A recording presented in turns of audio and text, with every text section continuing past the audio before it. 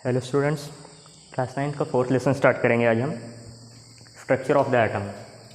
Atom का structure किस तरह से होता है।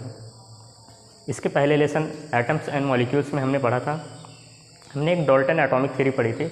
डाल्टन पहले साइंटिस्ट थे जिन्होंने एटम क्या होता है, कैसे होता है, उसके बारे में अपनी एक थ्योरी प्रपोज की थी, ठीक, जिसे हम डाल्टन्स पोस्टुलेट कहते हैं। तो डाल्टन ने क्या कहा था कि एटम जो है इंडिविजिबल होता है, इनडिस्ट्रक्टिबल होता है।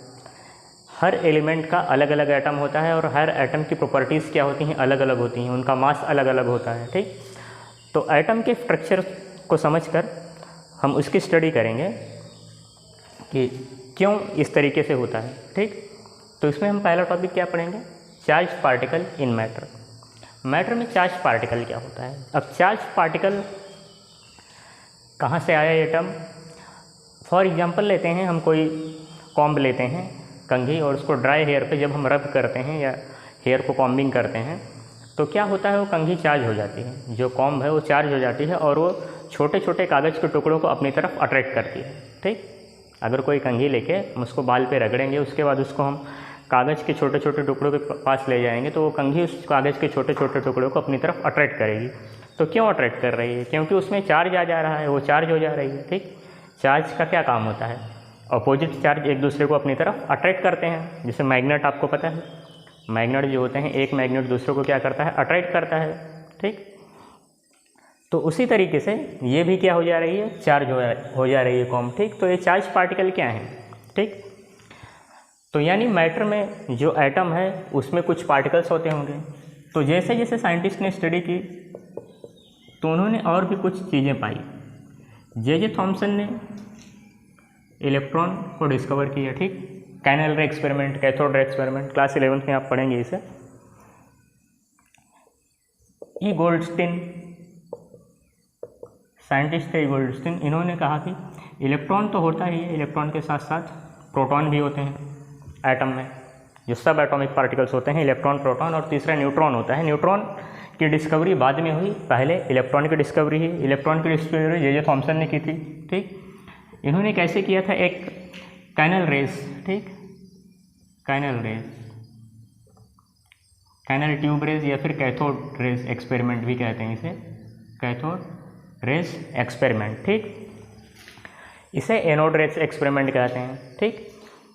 तो उन्होंने क्या किया, एक कैनल लिया, उसके अंदर जो प्रेशर है उसको बहुत कम किया और इस तरीके से किया, तो उसको हम आगे पढ़ेंगे। और प्रोटॉन की भी डिस्कवरी हुई इसी तरीके से, कैनल रेस एक्सपेरिमेंट से ही, जिसे एनोड रेस एक्सपेरिमेंट कहा जाता है, ठीक।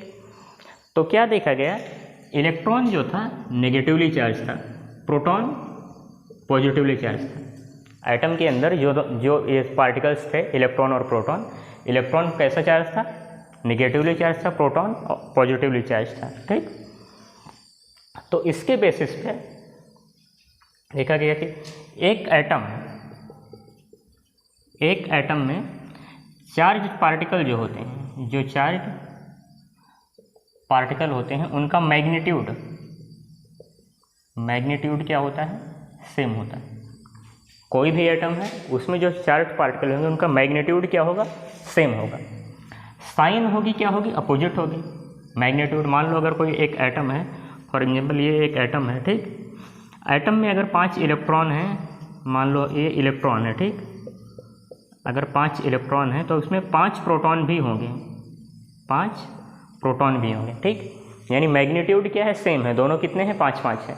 बट चार्ज क्या है, चार्ज अपोजिट है, इलेक्ट्रॉन का नेगेटिव रहेगा, प्रोटॉन का क्या रहेगा, पॉजिटिव रहेगा, ठीक।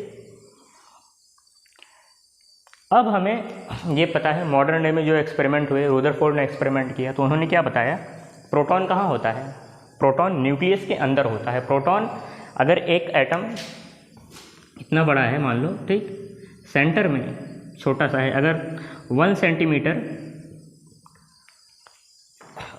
सेंटीमीटर में है एटम का न्यूक्लियस, तो लगभग वहाँ से 5000 सेंटीमीटर तक एक कंपेयर कर रहे हैं हम, रफली जो है, यानी एक अंदाज के लिए कि यहाँ तक इसका जो आउटर सेल हो सकता है, यहाँ पे इलेक्ट्रॉन रिवॉल्व करते हैं। ये रुदरफोर्ड ने एक्सपेरिमेंट के बाद बताया, ठीक। रुदरफोर्ड ने ये भी बताया प्रोटॉन कहाँ होते हैं, न्यूक्लियस के अंदर होते हैं, इलेक्ट्रॉन चारों तरफ क्या करता है, रिवॉल्व करता है, ठीक। घूमता है। बट एटम का जो पहला मॉडल था उसको जे थॉमसन ने दिया था, ठीक। इसको आप लोग नोट कर सकते हैं।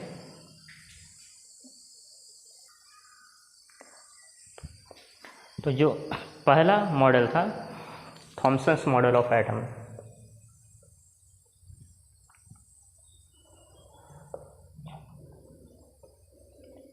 जो एटम का पहला मॉडल था थॉमसन ने दिया।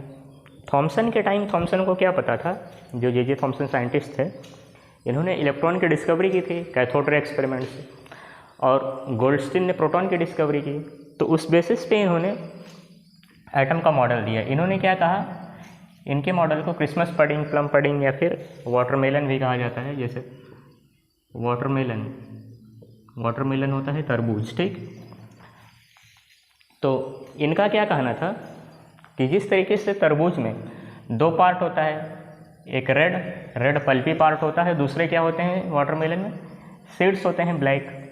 तो इनका कहना था कि जो वाटरमेलन में सीड्स हैं, सीड्स क्या हैं, नेगेटिव चार्ज हैं। जो सीड्स हैं वो क्या हैं, नेगेटिव चार्ज हैं, और बाकी जो रेड वाला पार्ट है वो क्या है, पॉजिटिव प्रोटॉन है, ठीक। यानी इनका क्या कहना था, जो नेगेटिव इलेक्ट्रॉन हैं वो क्या हैं, सीड्स हैं, ठीक, और जो रेड पल्पी पार्ट है वो सब क्या है, प्रोटॉन है, ठीक।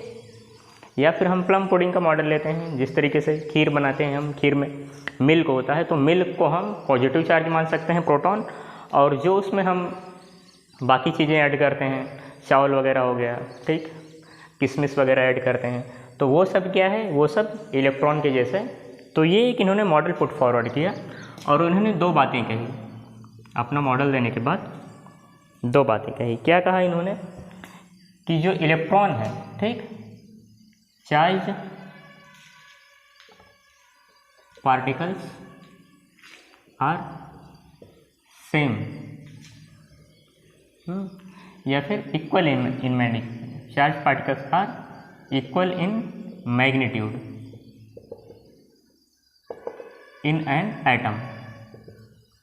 एक एटम में जो चार्ज पार्टिकल होते हैं मैग्नीट्यूड में वो क्या होते हैं, इक्वल होते हैं। और जब दोनों इक्वल हो जाएंगे, ठीक, मान लो इसमें 8 इलेक्ट्रॉन हैं, ठीक, और 8 प्रोटॉन हो गए, तो 8 इलेक्ट्रॉन 8 प्लस 8 माइनस दोनों क्या हो जाएगा, कैंसिल हो जाएगा, बचा क्या, 0, ठीक। तो अगर हम कहें कि इस एटम पे क्या चार्ज है, अगर किसी एटम में 8 प्रोटॉन है और 8 इलेक्ट्रॉन है, तो उस पर क्या चार्ज है, तो उस पर कोई चार्ज नहीं है, ठीक। चार्ज पार्टिकल अगर बराबर होंगे मैग्नीट्यूड में इन an atom, hints an atom is electrically neutral. तो ऐसा एटम क्या होगा, न्यूट्रल होगा। जिसमें दोनों पार्टिकल पॉजिटिव और नेगेटिव दोनों पार्टिकल्स इक्वल होंगे, वो क्या होगा, न्यूट्रल हो जाएगा, ठीक। और इन्होंने क्या कहा, इन्होंने कहा atom consist of positively charge sphere, positively charge sphere and electrons are embedded in it, embedded in it। Atom क्या है, ये जैसे सर्कल है, एटम क्या होता है, 3D होता है, 3D शेप में, 3D एक स्फीयर होता है, जैसे एक बॉल हो गया, ठीक, बॉल, फुटबॉल, उसको आप क्या कर सकते हो, एक एटम कंसिडर कर सकते हो, यानी वो 3D शेप में होता है, एक सर्कल नहीं होता, ठीक, 3 डायमेंशनल होता है सॉरी।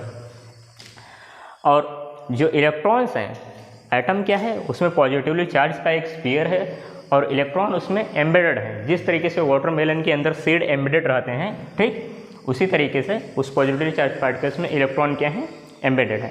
तो ये जे थॉमसन का कहना था, ठीक। बट ये क्या था, ये एक सही मॉडल नहीं था एटम का, ये एक एटम का सही मॉडल नहीं था। इसके बाद हम देखेंगे रुदरफोर्ड ने क्या मॉडल दिया एटम का, ठीक।